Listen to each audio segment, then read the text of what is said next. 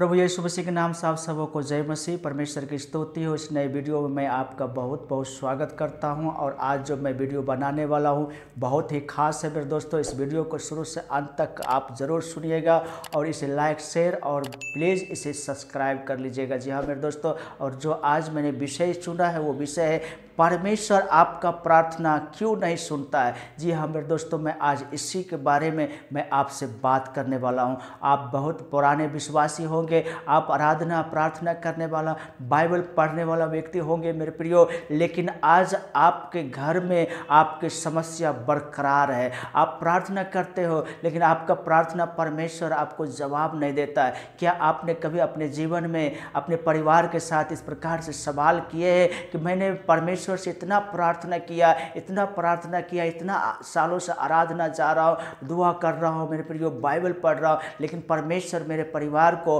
आशीष क्यों नहीं दे रहा, मेरा प्रार्थना को क्यों नहीं सुन रहा, मुझे उत्तर क्यों नहीं मिल रहा। आपने कभी सवाल किया है मेरे दोस्तों? अगर किया है तो बड़ी खुशी की बात है, परमेश्वर आपको जवाब दिया होगा। अगर नहीं किया है तो आज मैं इस वीडियो के माध्यम से मैं आपको बताने वाला हूँ। इस वीडियो को बिना स्किप किए हुए शुरू से अंत तक मेरे प्रियो इस वीडियो को आप ज़रूर सुनिए। परमेश्वर इस वीडियो के माध्यम से आपको बहुत बड़ा आशीष देने जा रहा है। जी हाँ मेरे प्रियो, आपको आपके परमेश्वर से इस वीडियो के माध्यम से संपर्क कराने जा रहा है मेरे प्रियो। इसलिए इस वीडियो को शुरू से अंत तक आप इसे सुने, इसे लाइक शेयर और मेरे प्यारे भाई बहनों इसे सब्सक्राइब कर लीजिएगा। आइए हम परमेश्वर के 3 बातों को मैं आपके साथ बात करने वाला हूं। पहला है आपका अधर्म के कामों के कारण। जी हाँ, जिसके कारण से परमेश्वर नहीं सुनता। आप परमेश्वर पर संदेह करते हो जिसके कारण आपको आशीष नहीं मिलती। जी हाँ मेरे दोस्तों, इसलिए इसे आप ध्यानपूर्वक आप इसे सुनिए। आइए परमेश्वर के वचन पढ़ने के लिए निकालेंगे। यशायाह नबी किताब उसका 59 अध्याय उसके 2 पद से मैं आपके साथ परमेश्वर के वचन को रखना चाहता हूं। और आज पहला पॉइंट है आपके अधर्म के पापों के कारण परमेश्वर आपका दुआ नहीं सुनता है। यहाँ पर लिखा है, परंतु तुम्हारे अधर्म के कामों ने तुमको तुम्हारे परमेश्वर से अलग कर दिया है और तुम्हारे पापों के कारण उसका मुंह तुमसे ऐसा छिपा है कि वह नहीं सुनता। जी हाँ मेरे दोस्तों, परमेश्वर ने आपके साथ अलग हो चुका है। जानते हैं क्यों? क्योंकि आपके जीवन में जो अधर्म है, आपके जीवन में जो पाप स्वभाव है, उसको आपने नहीं त्यागा, उसको आपने नहीं छोड़ा। इसलिए आप प्रार्थना करते हो और आपका प्रार्थना परमेश्वर तक नहीं पहुंचता। इसलिए आप जब प्रभु यीशु मसीह पर विश्वास किया, प्रभु यीशु मसीह ने आपके पापों के लिए वो अपना जान दे करके आपको उद्धार दिया।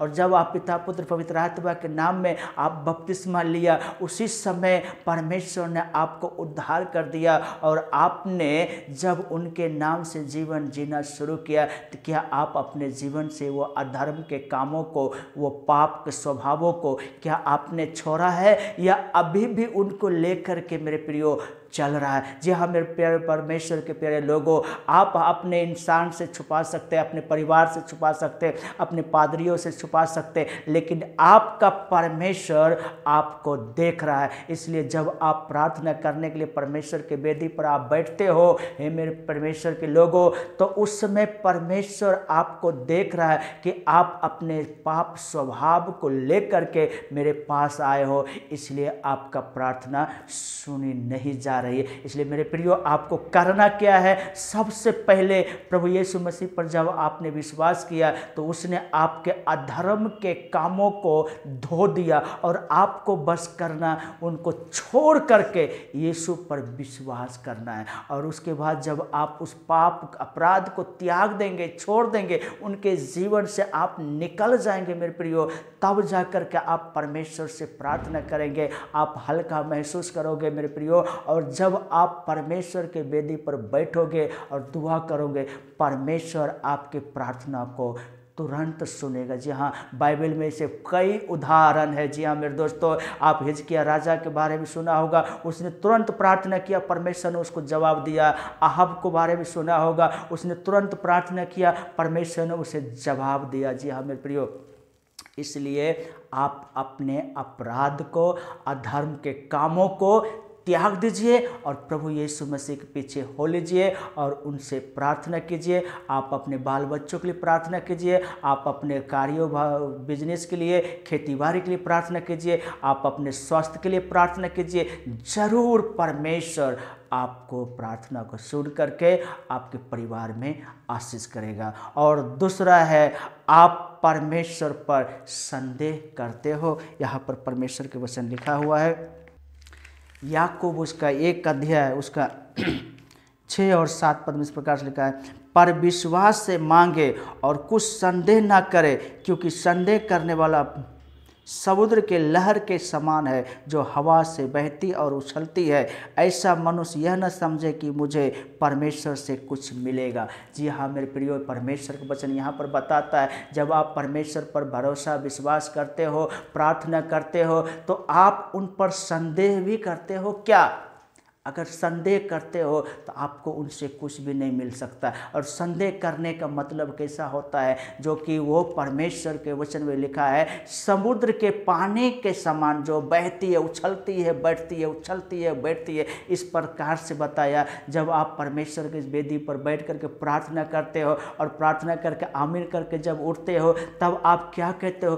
प्रार्थना तो मैंने किया, मिलेगा कि नहीं मिलेगा, मिलेगा कि नहीं मिलेगा। इसका मतलब है आपका वो विश्वास ऊपर जाता है, नीचे आता है, ऊपर जाता है, नीचे आता है, मिलेगा कि नहीं मिलेगा। ऐसा जब आप सोचते हो मेरे प्रियो प्रार्थना करने के बाद, तो इसका मतलब है आप अपने पिता परमेश्वर पर संदेह करते हो। इसलिए परमेश्वर के वचन बताता, बिना संदेह किए हुए आप अपने परमेश्वर के सामने घुटना टेक कर प्रार्थना कीजिए। और जब आमीन बोले हैं तो आप ये विश्वास कर लीजिए कि मैंने परमेश्वर से प्रार्थना किया, मेरा परमेश्वर देने वाला है, मेरे परिवार को चंगा करने वाला है, मेरे परिवार को आशीष देने वाला, मेरे परमेश्वर मेरे परिवार को ऊंचा उठाने वाला है बोल करके आप हमेशा पॉजिटिव सकारात्मक बात बोले और अपने परमेश्वर पर विश्वास रखें।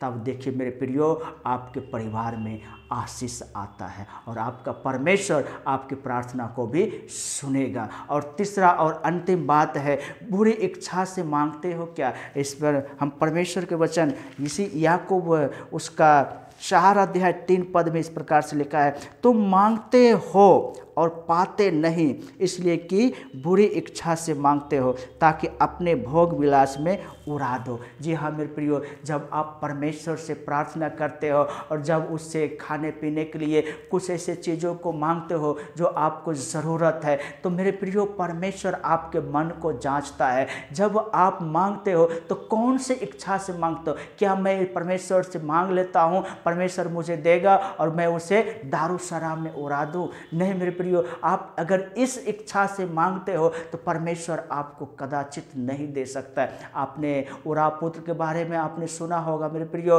उरा पुत्र अपने पिता से अपने संपत्ति के भाग मांग करके और वो लेकर के कहाँ चला गया?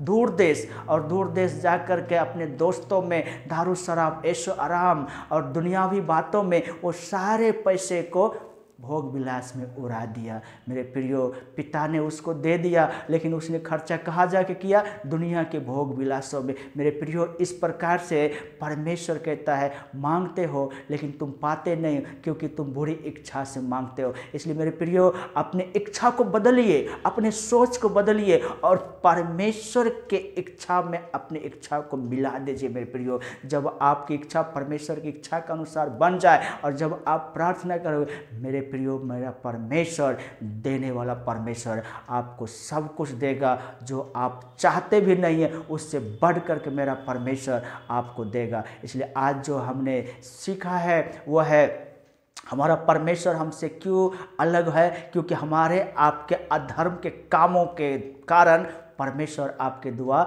नहीं सुनता है। और दूसरा है, जो कि संदेह कर करके आप परमेश्वर से मांगते हो, इसलिए आपको नहीं मिलता है। और तीसरा है, बुरी इच्छा से मांगते हो, इसलिए परमेश्वर आपको नहीं देता। इसलिए इन तीनों चीज़ों को मेरे प्रिय लोगों, परमेश्वर के प्रिय जनों, आप इन 3 चीज़ों को मांगने का तरीका बदल दीजिए। देखिए आपके घर में मेरे परमेश्वर की ओर से आशीष, बहुतायत का आशीष आने वाला है और आपके परिवार में एक नया जीवन देने वाला है। परमेश्वर आपको आशीष करेगा। मैं इस वीडियो के माध्यम से मुझे उम्मीद है आपको आज के वीडियो अच्छा लगा। इसे शेयर और सब्सक्राइब ज़रूर करिएगा।